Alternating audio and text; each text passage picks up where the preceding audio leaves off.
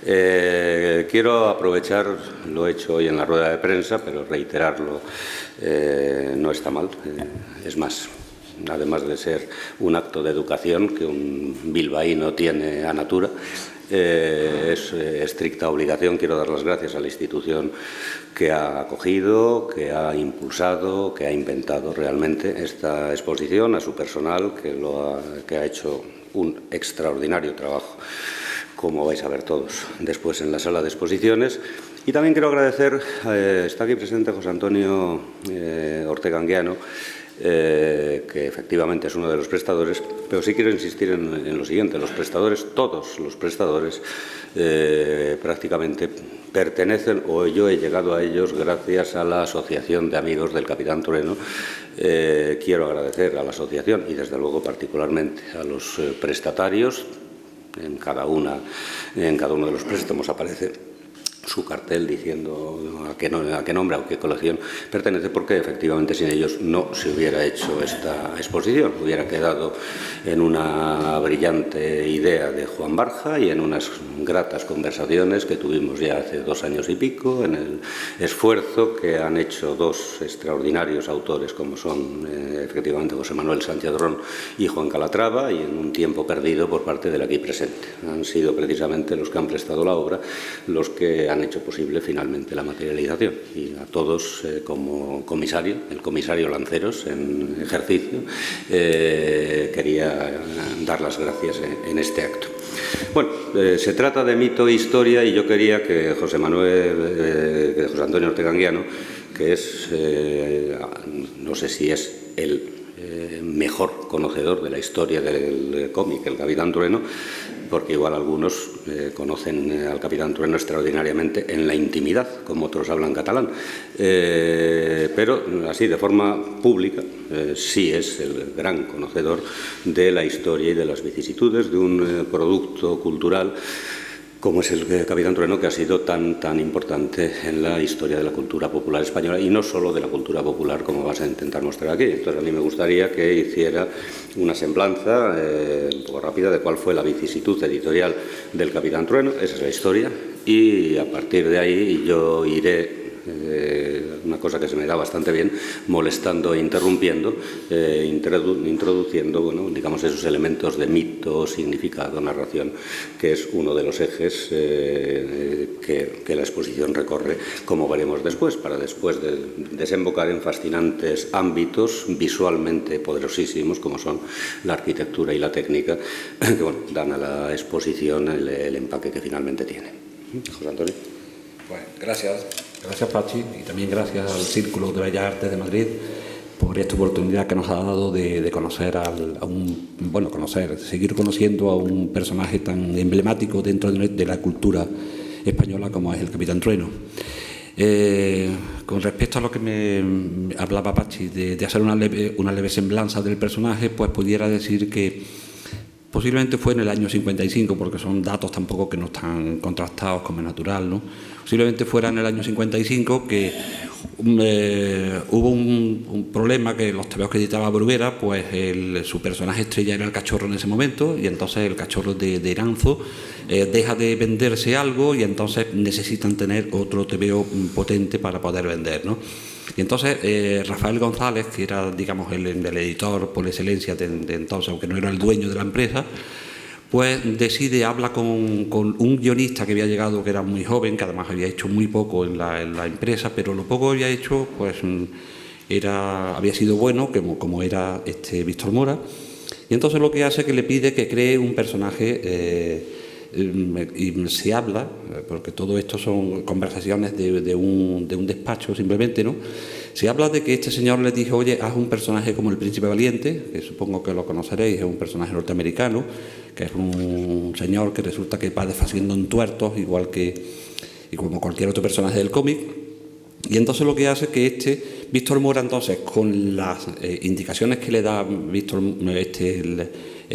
Rafael González, pues él hace unos guiones, y entonces se busca un dibujante que era realmente bueno, como era Miguel Ambrosio Zaragoza, y entonces pues a partir de esto empieza un proceso editorial que culminará con los años. Estamos hablando del primer ejemplar, parece que aparece, porque no se sabe tampoco exactamente el día, pero posiblemente fuera el 4, el 5, 6, 7, 8 de junio del año 56, y entonces poco a poco, en un principio, pues apenas si se editan 40.000 ejemplares, pero llega un momento en el que la gente empieza a pedir los ejemplares atrasados y entonces cada vez se va vendiendo más. Hay que hacer una segunda reedición y una tercera, y cuando la tercera acaba de salir de los primeros ejemplares, acaba de salir a la calle, pues ya la colección va ya por el número 100 y pico, y ya se estaban vendiendo pues bastantes ejemplares. Por cierto, siempre se ha dicho que lo que se llegaba a vender eran 350.000 ejemplares de cada TVO. Si tenemos en cuenta que 350.000 ejemplares eran de periodicidad semanal, quiere decir que en un mes pues se editaban 1.400.000 ejemplares.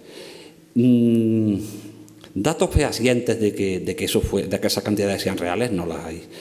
El único dato que les puedo decir, que bueno, con toda la honradez y la sinceridad del mundo, como corresponde, porque además yo ni gano ni pierdo nada con esto, fue porque precisamente Julia Galán, la editora de Ediciones B, que entró en Bruguera con 13 o 14 años. Esta señora tiene un bagaje se sabía de la empresa, lo sabía todo de la empresa.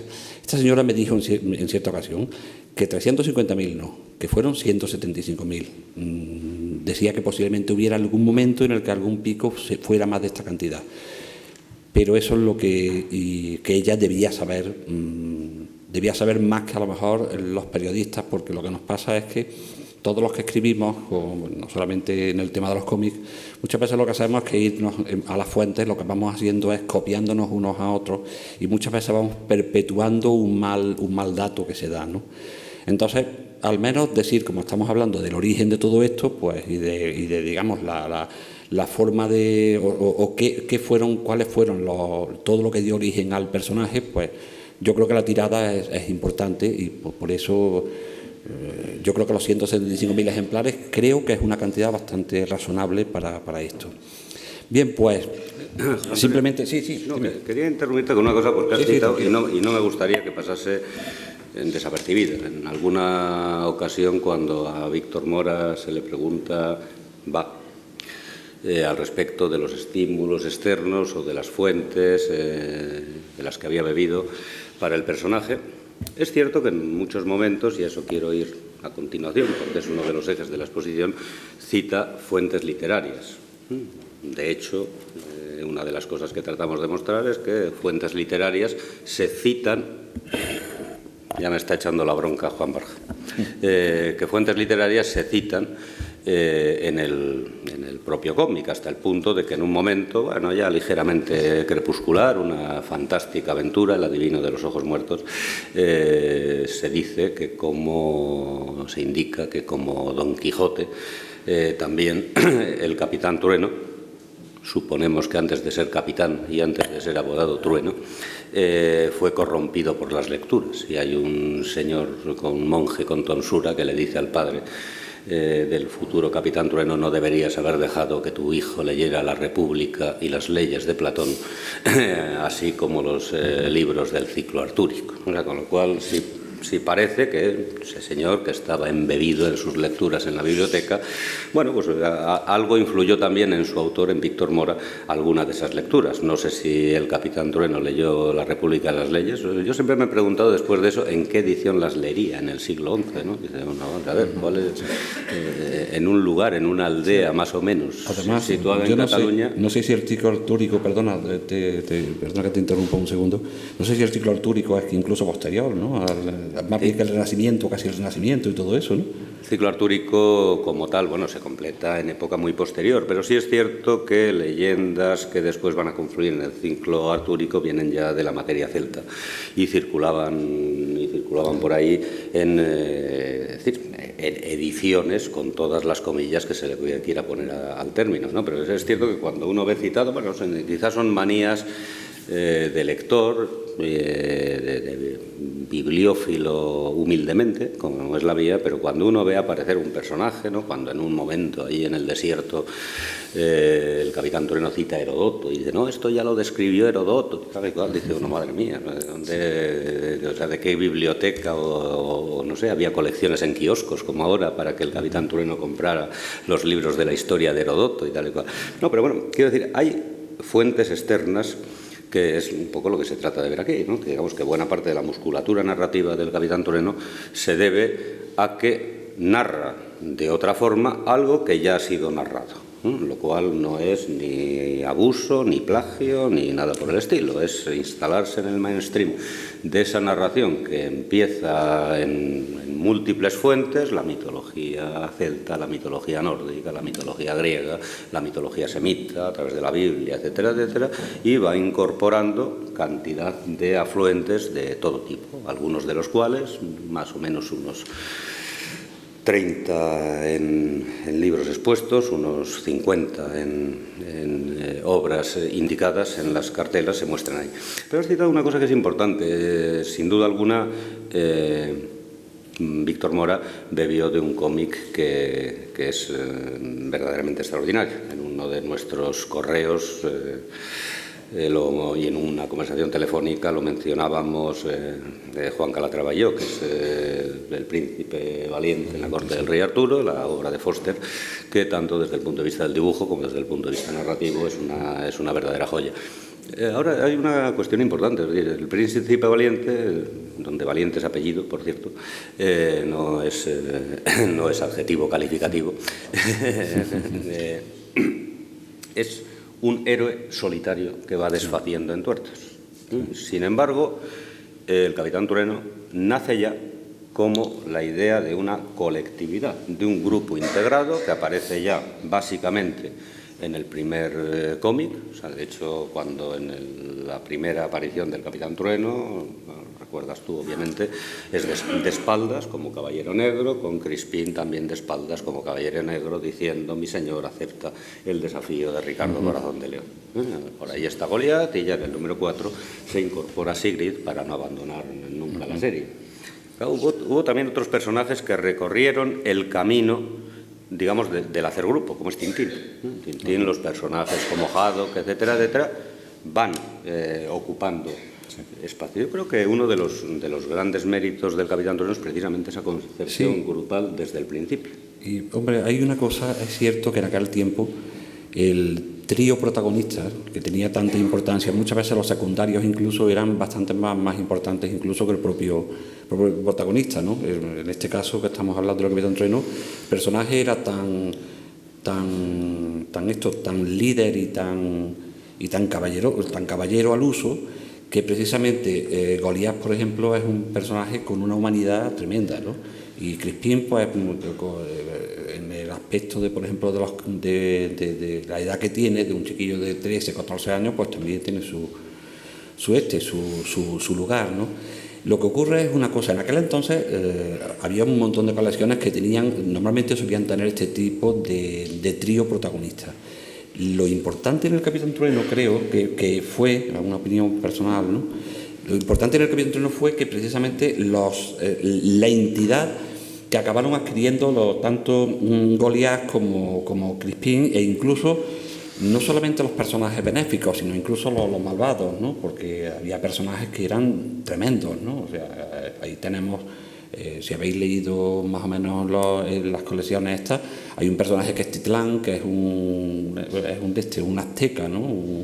Y que era un ser malvado, ¿no? Y Crafa, o sea, hay un montón de personajes que realmente Eric, el rojo, ¿no? ¿Cómo se llamaba? Eric el rojo, bueno, no me acuerdo si era, que a lo mejor lo estoy confundiendo con el de la leyenda, ¿no?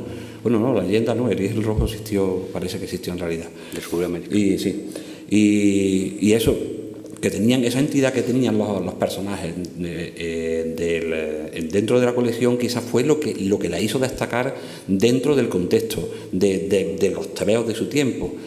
Porque además, si hoy día ya la perspectiva histórica siempre, pues, si paras a mirar desde ahora, pues las obras pierden, a no ser que te metas dentro del mundo de ese mundo, pues pierden un poco de contexto, ¿no? Pero si en aquel entonces cogía un crío pequeño, leía no solamente el Capitán Trueno, sino otros temas de su tiempo, se daba cuenta perfectamente, al menos yo me daba, y yo prácticamente aprendí a leer con el Capitán Trueno. Cuando salió el Capitán Trueno yo tenía pues 4 años, y luego creo que yo entré al colegio con 6 años, porque entonces no había párvulos ni nada de eso, se entraba con unos 6 años. Yo recuerdo que aquel año en que yo entré al colegio, para aprender a leer, yo recuerdo que los tebeos que aparecieron, me acuerdo perfectamente porque en casa mis hermanos los compraban, y recuerdo que los primeros que aparecieron al principio del curso, yo no tengo mucha memoria de cómo eran las historias. Sin embargo, de los otros me acuerdo perfectamente, porque uno los leí, o sea, los que se publicaron al final del curso ya los leía, ¿no? Y me pasaba igual el resto de la colección. Entonces hablaba de contextualizar, y en aquel tiempo, ya digo que yo leía no solamente el Capitán Trueno, sino también otros tebeos que se publicaban, y aquellos tebeos ni de lejos eran tan buenos como estos. Aparte, mirad, yo de verdad, aunque esté hablando que he escrito el libro que además dos ediciones anteriores, una en el año 90, una reedición que se hizo modificada también en el 2001, más esta del 2012, pese a eso, a mí el Capitán Trueno no es un personaje que me guste especialmente, de verdad. No sé si a lo mejor me vais a matar algunos que seáis verdaderamente frikis del personaje, ¿no? Yo lo miro, lo contemplo el personaje con mucho, digamos, desde una perspectiva muy racional, ¿no? A mí ya digo que hay otros de esos que me gustan más, pero hay, sin embargo, yo diría que desde el número 1 de la colección de Apaisada al número 100 y pico, o al 200 o por ahí, hay una parte que tiene una profundidad bestial. Además, yo incluso con el libro hice una clasificación de las etapas del personaje, que además son muy dispares en el número de ejemplares, pero sin embargo son muy sólidas en cuanto a la diferencia que hay entre unas y otras. Y la parte que yo no sé si le llamaban la parte trágica, o un nombre le di así un poco así, ¿no? Porque es que es cierto, es que la tragedia está presente, y además hay historias verdaderamente bellas, además con la muerte como final de una situación, pero no solamente ya de una situación grave o mala, ¿no? Sino que además incluso el amor acaba en muerte, ¿no? Que todavía era, y en aquellos años había una censura muy férrea, ¿no? Por eso hablo, por ejemplo, de la historia de Kundera, por ejemplo, sí. Todo eso. Y ya digo que hay un momento en el que realmente Víctor Mora llegó a unos niveles que yo diría tan buenos como cualquier otro cómic que leyéramos del extranjero, ¿no? No solo, yo sí que creo que esto no se puede dejar pasar por algunas cosas que has dicho tú. Una, digamos, de contexto sociológico, económico y político, con todo lo que ello implica. Capitán Trueno nace, digo yo ahí en mi parte del texto, si los héroes propiamente nacen, en una España cruzada, que es la España del 56. Nace en un momento en el que hay mucha población iletrada, donde no hay medios de comunicación, de difusión masiva, exceptuando la radio, desde luego ninguno que incorpore imagen. La televisión se va incorporando a los hogares españoles poco a poco a lo largo de los 60. Ya a finales de los 60 se puede hablar de una teledifusión masiva, pero claro, en un momento la ventana abierta al mundo, no digo solo en términos narrativos, los libros han estado siempre ahí, sino en términos visuales, es el cómic, ¿no? Y el Capitán Trueno es, sin duda alguna, el litigio al respecto de las ventas, si fueron 175.000 o 325.000, me interesa menos. Lo cierto es que fue una difusión masiva. Y una idea que barajábamos cuando empezábamos a hacer el proyecto de esta exposición, inicialmente entre Juan Barja y el aquí inconteniblemente locuaz, que soy yo, decíamos, bueno, es muy posible que muchos niños de la época, no sé si muchos aprendieron a leer, tuvieron la suerte que tú, de aprender a leer con el Capitán Trueno, pero sí, me da la impresión de que muchos niños de la época, muchos de los niños que ahora tienen 70 años, sí vieron por primera vez digamos, se hiciera una imagen de mundo, de ciencia, de técnica, de geografía, de arquitectura, precisamente a través de esas viñetas. No sé yo si había otros accesos a los 6 años para ver, por ejemplo, la Gran Muralla China, la Chichén Itzá, las pirámides de Egipto, el Machu Picchu, todas esas geografías australianas, árticas, antárticas, desérticas, además acompañado seguramente de un instrumento, aparato que por primera vez, decir, digamos, que se convierte desde mi punto de vista en el 5.º personaje del grupo, que es el globo de Morgano, ya muy pronto. Y una pequeña disculpa, como sabe perfectamente José Manuel Sánchez Ron, que ha dedicado un magnífico texto a eso, donde Víctor Mora especula incluso con la posibilidad de que sea un invento olvidado, ¿no? ¿Cuántos inventos no habrán quedado ignorados a lo largo de la historia? Etcétera, etcétera. Bueno, el niño que éramos nosotros y que seguimos siendo, le importa muy poco la plausibilidad histórica, porque al final, como decía también Juan Barja, el propio cómic dispone de una temporalidad que lo contiene todo, en una especie de propia. Pero sí creo que es de destacar que en esa España del franquismo, donde el héroe se convierte sin duda alguna en el héroe paladín de la justicia contra la explotación, contra el abuso, etcétera, etcétera, es una clase permanente, por decirlo así, de ética y de filosofía política, hay también un acceso al mundo que no estaba dado en otros ámbitos. Claro, dice uno entra en Internet cuando dice, bueno, quiero ver cómo es el paisaje ártico, ¿no? Pues es que resulta que igual para ver el paisaje ártico había que montarse en el globo de Morgano y viajar con el Capitán Trueno para ver planos generales, primeros planos del iglú, etcétera, etcétera. O sea, yo sí creo que eso también fue importante. Además, también no hay que olvidar que hay en el propio TVO del Capitán Trueno, en el interior de la página interior de portada, es decir, según tú abrías el TVO, la página esta que estaba en este lado de aquí, ahí tenía un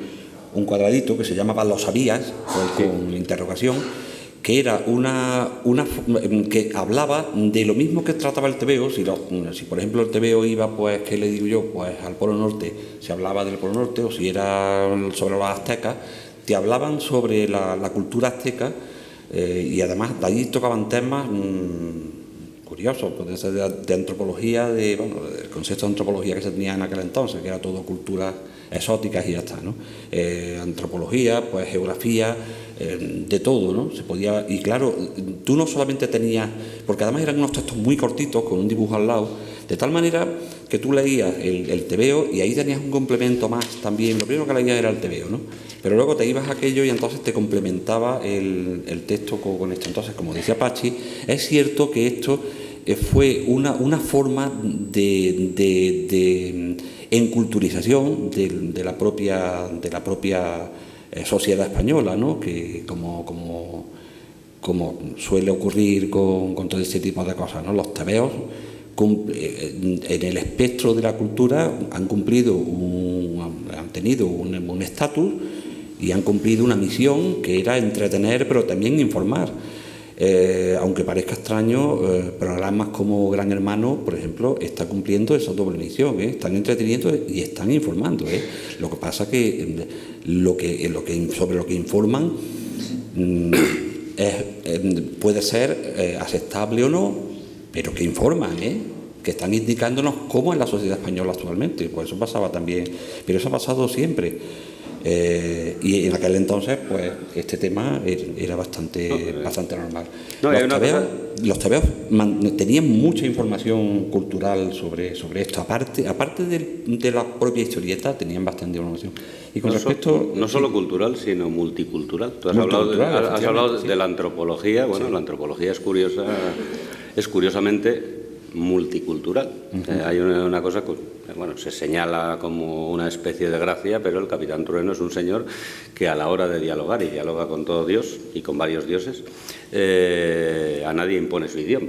O sea, yo, haciendo un cómputo rápido, he visto que el Capitán Trueno acaba hablando más de 60 idiomas de todos los troncos lingüísticos habidos y de por haber. Y además en muchos casos se ve que sin acento, ¿no? Porque sin acento apreciable, porque con un simple disfraz puede pasar por nativo. Sí. Con lo cual, bueno, eso dice mucho, sin duda alguna, de la capacidad de nuestro personaje, envidiable. Yo llevo toda la vida peleando con 2 idiomas, uno de ellos es el español, y no consigo dominar ninguno.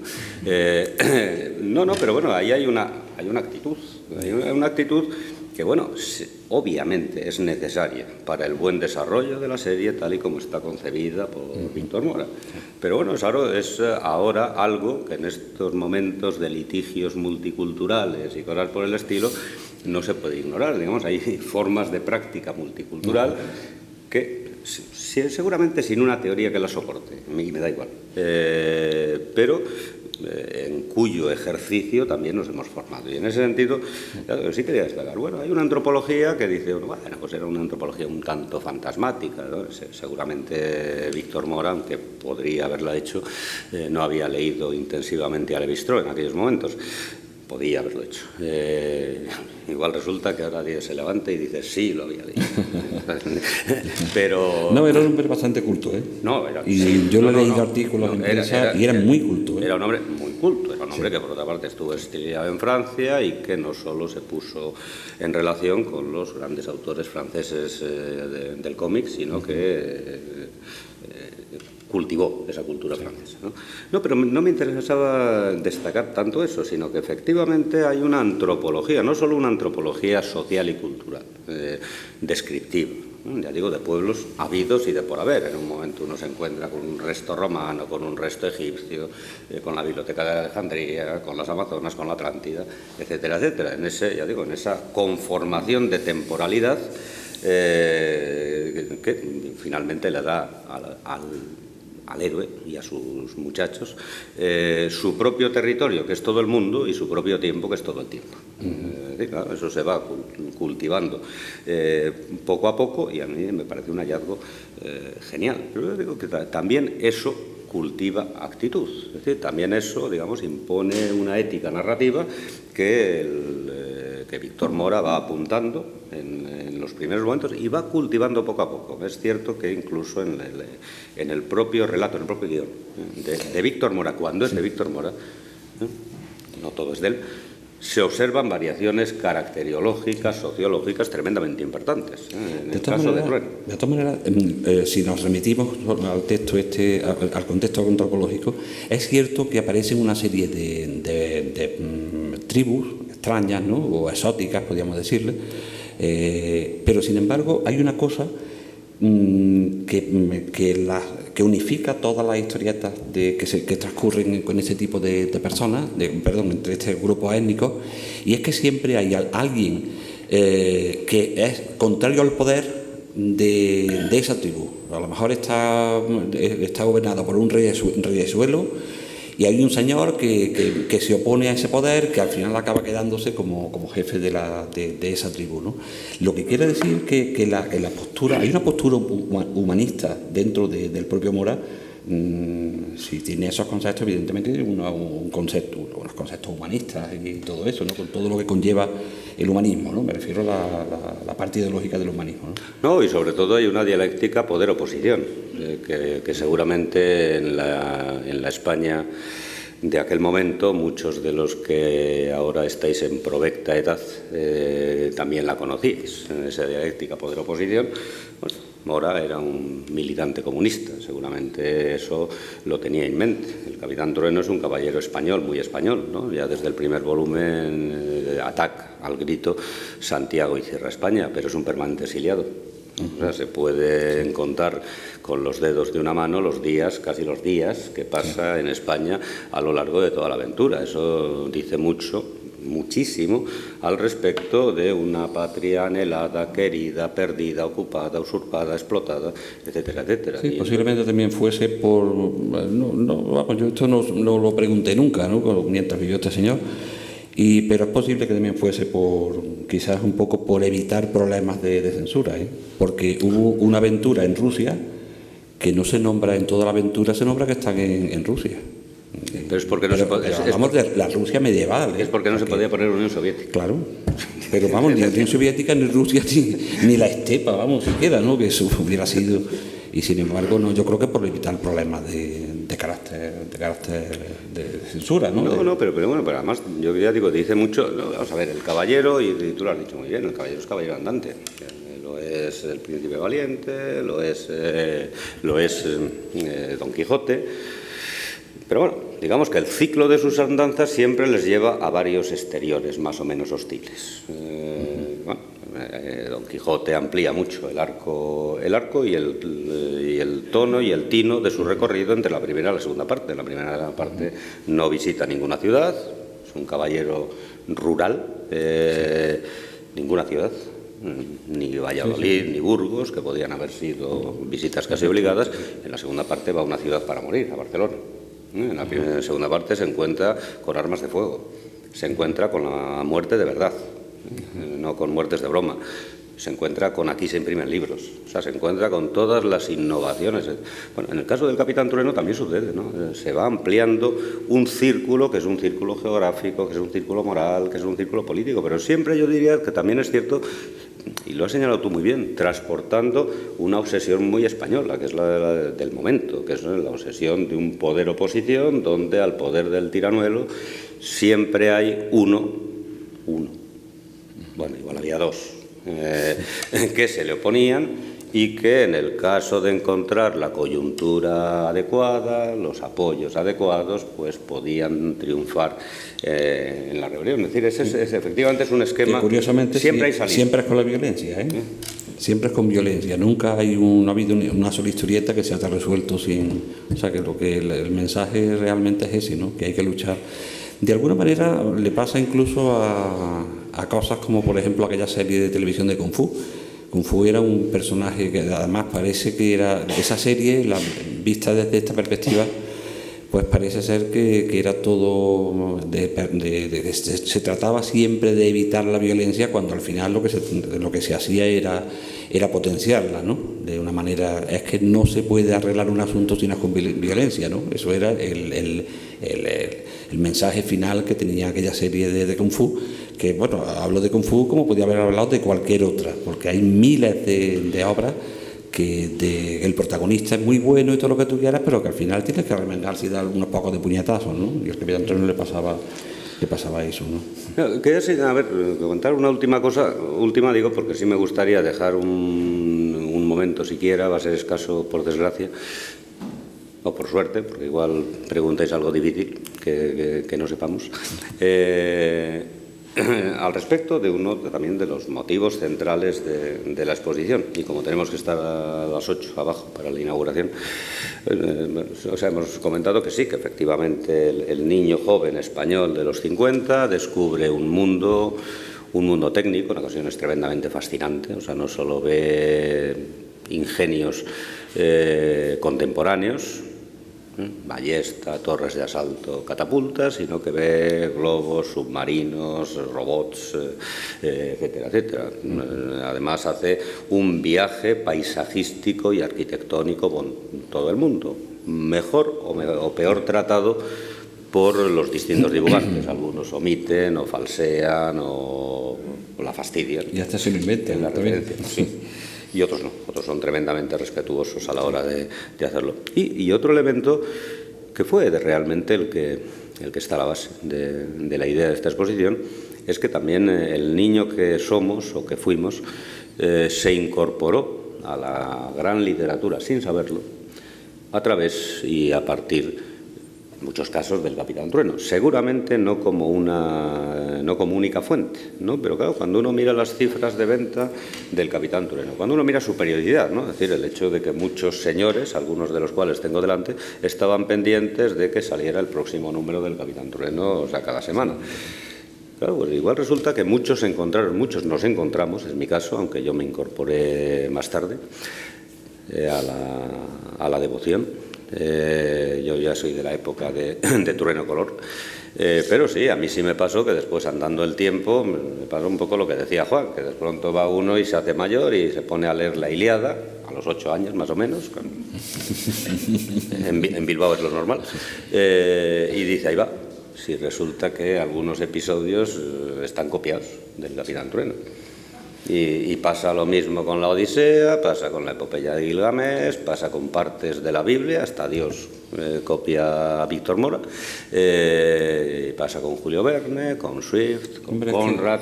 El bagaje cultural de una persona lo acaba, de alguna manera, lo acaba vertiendo en su propia obra, ¿no? No solamente hay esto, sino hay incluso referentes cinematográficos. Yo recuerdo una aventura del Capitán Trueno en la que hay un tema de unos pájaros, de unos cuervos, que es una copia exacta, además una secuencia planteada de forma en una sola página como la secuencia de los pájaros de la escuela, la secuencia de la escuela de los pájaros de Hitchcock, ¿no? Que primero estás viendo a la maestra y tal, y ves a un pajarito, luego ves 2, luego ves 5, y después en la primera, cuando se vuelve la señora, está todo lleno de pájaros. Pues eso lo vuelve a hacer, lo hace Víctor Mora en un TVO. Y la verdad es que, además, es que hasta resulta otra vez, que resulta bien, que cuando lo ves te quedas sorprendido porque y estaba copiado. No pasaba nada, porque a fin de cuentas lo que se trataba era de hacer un guión, que sacarlo para poder cobrar y comer esa semana, ¿no? O sea, que tampoco nos vamos a pedir, pero hágalo, que esto no quiere decir que es muy loable, ¿eh? O sea, que cada las personas tenemos que comer, ¿no? O sea, que no es decir que sea... Y de todas maneras, Víctor Mora lo hizo con mucha dignidad, aunque hubiese veces que a lo mejor cometiese algún tipo de fallo, de falta de, a lo mejor, de conexión entre alguna historia, y porque hubo también otros guionistas, también algunos bastante pésimos y otros muy buenos, ¿eh? O sea, que hubo de todo, lo mismo que los dibujantes, ¿no? Porque una serie como esa, que tuvo varios formatos distintos y luego tantos años de publicación, pues claro, tuvo que haber de todo y más, teniendo que ser precisamente hecha para venderse y ser una cosa popular, y encima pagando poco a los dibujantes, pues tenemos que imaginar qué fue lo que salió, ¿no? Pero vamos, con todo y con eso, bendito sea el Capitán Trueno, ¿no? Vamos, al menos. Haz que gane el bueno. Yo quería decir una cosa, quizá cerrar con ella a la espera de vuestras preguntas, que ya digo, va a haber poco tiempo para ellas. No creo tanto que se trate de cuestión de copia. La cuestión no es tanto la de la copia, o sea, copia, digamos, en el sentido de plagio, ¿no? De actitud deliberadamente aprovechada omitiendo fuentes. En el caso de Víctor Mora creo que se dan, ¿no? Y digo, no es por salvar la ética del autor, pero sí por salvar la ética narrativa. Se dan las suficientes pistas para ver cómo un personaje se incorpora precisamente a la narración. Es decir, bueno, hay cosas que cualquier conocedor de la literatura, digamos, tiene que conocer. Uno puede, yo qué sé, entrar en el mundo de Viaje al centro de la Tierra y prescindir de elementos que identifican precisamente ese viaje y no otro. Víctor Mora no prescinde, o sea, como diciendo, este señor viaja al centro de la Tierra. De la misma manera que este señor va a recorrer hacia el fondo del Maelstrom el mismo camino que recorre el personaje de Poe, el mismo camino que recorre el Nautilus en su suicidio final, el mismo camino que se veía en las sagas nórdicas, etcétera, etcétera. Lo que ocurre es que, efectivamente, incorporarse al gran continente del discurso, al gran continente de la narración, significa también poder jugar con la propia gramática y con las propias sintaxis. O sea, como el Capitán Trueno se ha hecho con su gramática y con su sintaxis, bueno, se permite visitar los mismos paisajes, estar atado a la misma roca de Prometeo con el mismo águila amenazando el hígado, etcétera, etcétera, pero sabiendo que hay una lógica narrativa, una lógica y una trampa narrativa que le va a permitir culminar la aventura de otra forma, acaso de la misma en algunos casos, ¿no? Pero digo, es decir, lo importante es ese, que uno dice, bueno, yo he recorrido estos paisajes, yo me he enfrentado con estos personajes, yo he estado allí de la mano del Capitán Trueno y en el globo de Morgano, y eso me permite en estos momentos transitar con otra fluidez crítica las mismas obras que leyó Víctor Mora, pero bueno, que muchos habían leído antes que él y que muchos seguirán leyendo. De lo que se trataba en la exposición, o lo comenté desde que empezamos a hablar, era de dar de que la expresión sea vehículo de esa idea. Hombre, luego además se trata de instruir deleitando, como el Marqués de Sade. Bueno, no exactamente como él, entendámonos. Pero de lo que se trata es de hacer un producto visualmente atractivo, que sea transitable sin esfuerzo, pero incluso que el que quiera hacer el esfuerzo de apoyarse sobre las vitrinas y ver cómo se producen choques de todo tipo en el ámbito de la ciencia y la técnica, en el ámbito de la arquitectura y el paisaje, en el ámbito de la literatura, narración, mitología, etcétera, etcétera, bueno, pues sabe que ahí tiene, no sé si un territorio por descubrir, desde luego un territorio descubierto y que es una y otra vez transitable. Yo lo que puedo decir, y desde luego tú y los amigos de la asociación que estáis por ahí, y seguramente los que incondicionalmente seguís devotos a Trueno, no sé si mis compañeros de travesía en el catálogo, o sea, los únicos que fuimos admitidos por nosotros mismos en el catálogo, Juan Calatrava, José Manuel Sánchez Roni y yo mismo, o sea, participan de lo que voy a decir. Yo pocas veces me lo he pasado tan bien acometiendo un trabajo atroz como ha sido volver a leer El Capitán Trueno para organizar esta exposición y para escribir este catálogo. O sea, encima tener la disculpa de cuando llega tu mujer, la mía, ¿no? Y me dice, oye, ¿puedes ir? Digo, no, que estoy trabajando. Joder, ¿qué estás? No, estoy trabajando, estoy aquí sesudamente concentrado en El Capitán Trueno. Digo, pocas veces visitar de nuevo esos paisajes ha sido una tan enorme satisfacción, que por cierto, no sé si gana, pero se hace de otra manera con el paso del tiempo. Yo he hecho varias incursiones en El Capitán Trueno a distintas edades. No he perdido del todo la devoción infantil, pero claro, cada vez que eso es precisamente lo que le da la categoría a una obra de clásica. Que una obra no pierda vigencia y que cada vez que se vuelve a reinterpretar la obra tenga algo que decir. Shakespeare, por ejemplo, es un señor que se lleva representando ya 4 siglos o 5 más o menos, y resulta que todavía lo que le dijo a la gente de su tiempo nos lo sigue diciendo a nosotros ahora, más maravillosamente bien, ¿no? Por eso, bueno, y por hablar de Shakespeare también hablamos del que hemos hablado esta mañana, del Deus Ex Machina, de Eurípides. Eurípides, por ejemplo. Estamos hablando del siglo V antes de Cristo. Sí. Y sin embargo seguimos revisándolo en las obras suyas de teatro con la misma... Y de Palauto nos seguimos riendo de su obra, ¿no? Enormemente nos seguimos riendo con lo que expuso, ¿no? Yo creo que eso, y estamos hablando ya de 2.300 años de antigüedad, ¿no? Y yo creo que eso es lo importante, y además nos sigue hablando con el mismo lenguaje que si lo hubiese dicho ahora, ¿no? Yo creo que El Capitán Trueno le pasa exactamente esto, ¿no? Que tú lo revisas al cabo del tiempo y siempre le sigues encontrando... Mala es la obra que no lo haces, ¿no? Cuando pasa el tiempo dices, esto no vale, ¿no? Sin duda alguna. Bueno, son las 8 menos 5, 7 menos 5 en Canarias, y yo creo que tenéis, dado que tenemos que estar allá a las 8 en punto, tenéis un minuto para repartiros entre todos. Para que no se diga que no se da libertad de intervención. Sí.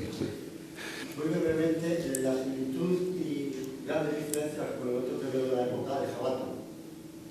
Bueno, el Jabato, yo creo que... muy poco posterior. Es una... Dos años. El Jabato es algo, un producto estimable, pero que surge precisamente tras y por el éxito del Capitán Trueno. O sea, la configuración de los personajes es básicamente la misma.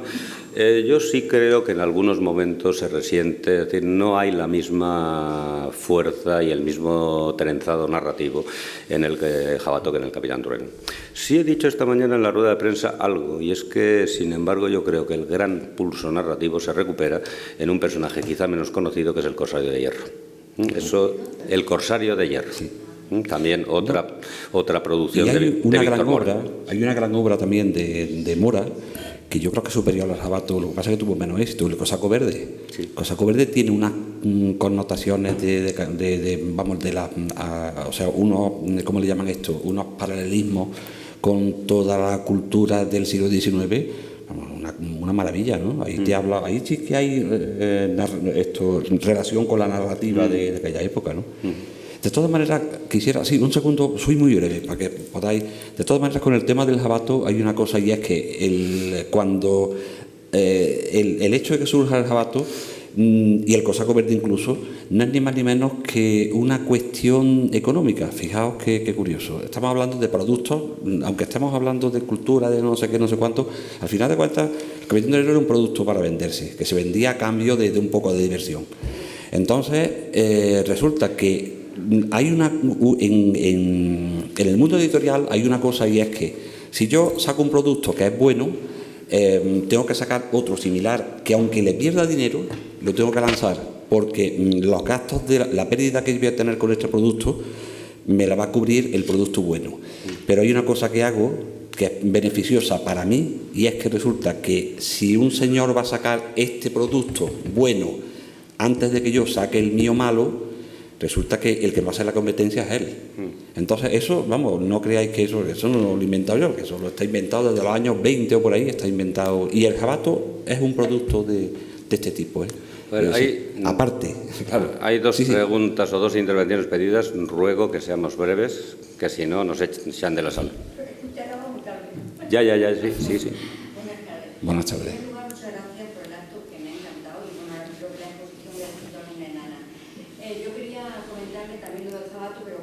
Paso porque ya lo ha comentado, el jabato yo también lo coleccionaba, pero era una cosa de dos manos, también no me interesaba mucho. Vamos a ver, yo lo coleccioné desde el año 58 al 62. Luego cambié de domicilio y ya no sé qué pasó. Entonces, yo no sé si la respuesta a la pregunta que le voy a hacer la voy a encontrar en la exposición o me la pueden dar. ¿Se casó con Sigrid? Por favor. Por favor. Por lo menos cohabitó en la cama, que es lo que todos estamos esperando. No, en aquel tiempo no. Se ha casado recientemente, un álbum que se ha hecho, y además ha tenido hasta un hijo, ha tenido. Sí. Pero vamos, estamos hablando. Sí.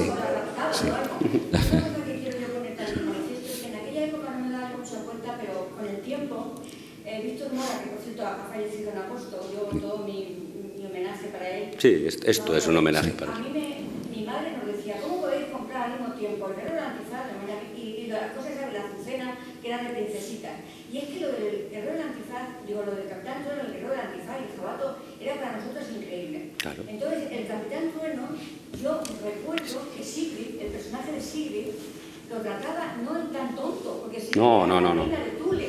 Entonces, a mí me fascinaba aquello, por lo cual creo, con la perspectiva del tiempo, que Víctor Mora debería ser un hombre progresista, no lo sé. Sin duda alguna. Sí, lo fue. Sin duda alguna. Señor presidente, ¿cede usted la palabra al público en general y nos vamos? Sí, rápidamente solo. Escuchándoos hablar, dada mi correcta edad, tenía la sensación y el malestar que me produjo la intervención de un alumno, un doctorando, que discutiendo sobre una determinada época histórica española me dejó. El problema es que para lo que para ti es memoria, para mí es investigación. Entonces, en esa situación me encontraba cuando hablabais. El Capitán Trueno fue el último cómic que yo llegué a leer antes de pasar a aventuras mucho más complejas, pero difiero de una cosa. Aquellos niños de 12 años que nos iniciamos a leer al Capitán Trueno en el año 56, cuando salió, teníamos un bagaje de información importantísimo. Sí, señor. Porque teníamos la biblioteca pulga, donde había todas las versiones de la Odisea y la Ilíada. Habíamos leído toda la literatura rosa también en malas traducciones. Habíamos visto mucho cine, en el que aparecían realmente paisajes, panoramas. Habíamos visto incluso al volcán Krakatoa explosionar, ¿no? Sabíamos lo que era la isla de Java. Y después habíamos leído, por supuesto, a Julio Verne, a Emilio Salgari y Yo discutiría ahí una cosa, pero no lo vamos a hacer aquí, sino delante de una cerveza. Pero No. solo quería añadir una cosa más, y ya termino. Sí. No pasé número 60 o 70, porque hay una cosa muy importante, mucho más allá que la propia estructura narrativa, el dibujante. Sí. Y tú eres un devoto. El dibujante desaparece. No, yo quería decir una cosa al respecto de lo que has dicho. Es cierto que algunos de los jóvenes, tú te incorporas, tú eras un adulto con 12 años, hablando de niños de 5 o 6, tú has sido adulto siempre. Pero la cuestión, por otra parte, es, ¿tú crees que tu experiencia con la literatura y el cine a los 12 años es mayoritaria en la España del 56? Yo no lo creo. Yo no lo creo. El cine llegaba a muy pocos núcleos, muy medidamente, a muy poca parte de la población. Hay se cito ahí las salas de cine que había, incluso temporales y tal, y el consumo de literatura, aunque fuera de mala calidad, estaba muy, muy, muy por debajo de las cifras, por ejemplo, de venta del Capitán Trueno. Era una España casi, es decir, un poco mejor que la de hoy, pero básicamente iletrada. Con lo cual, ya digo, el consumo de literatura... Pero la educación era humanista, La educación era humanista, globalmente se nos hablaba de todo,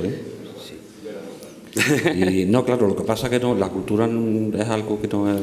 Bueno, me están diciendo que tenemos que abandonar. Oye, muchas gracias a todos y reitero las gracias a todos los que habéis hecho posible.